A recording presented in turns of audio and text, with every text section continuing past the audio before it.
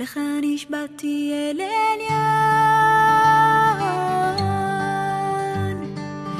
ולא אדע אקיים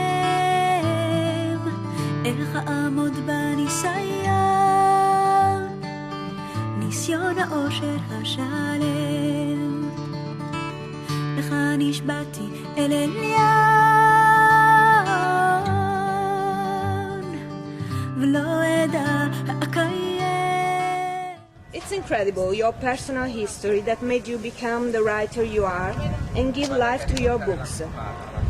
Did you expect to be so understood and appreciated as an author and to become a literary phenomenon? Not at all.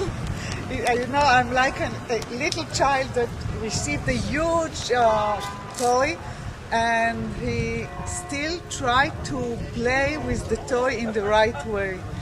Because, you know, it was not my dream, and it's like that someone pushed me to write a book, and it was my daughter in this case that needed information about the family, and I wrote it just for her. And then I found myself after a few years a famous writer, not just in my country, also in Europe. So, you know, surprises.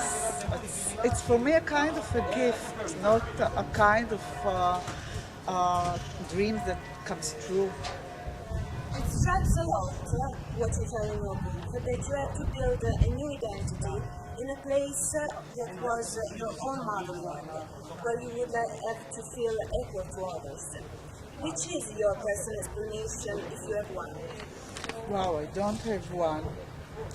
And I think that building an identity after childhood with Holocaust survivor is something that you take for all your life, because my parents were refugees and they lived the life they had before the Holocaust.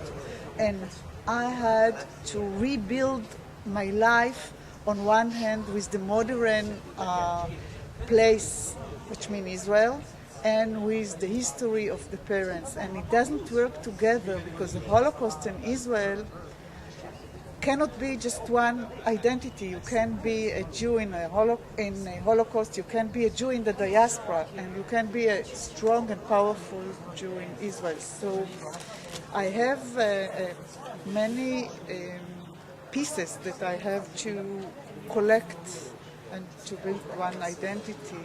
I'm not sure I really did it. It's on process. Maybe next interview I will have something much more perfect. In the book, Why Didn't You Come Before the War, there's a footage where you describe the children of the district where you grew up were divided into two groups. The ones who would have survived in a concentration camp and the ones who would have not. Could you tell us more about this selection? It was my mother's selection, by the way, because, you know, she thought that to be just in camps or to be in Siberia was not the same like being in Auschwitz. Because in Auschwitz you learn something about the fragile life, and you learn a lot cruelty and death. And she thought that in the camps you had much more chances, if at all, to work or to even manipulate and do something in order to survive. So there are two bad possibilities of experiencing the Holocaust. One is with no chance, but just, you know, by a miracle.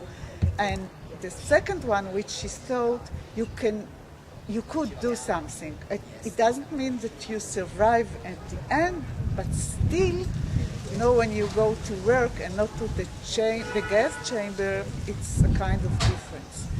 But, you know, it's just my explanation, because she always just said that he came from a very easy place, and the other one, came from hell.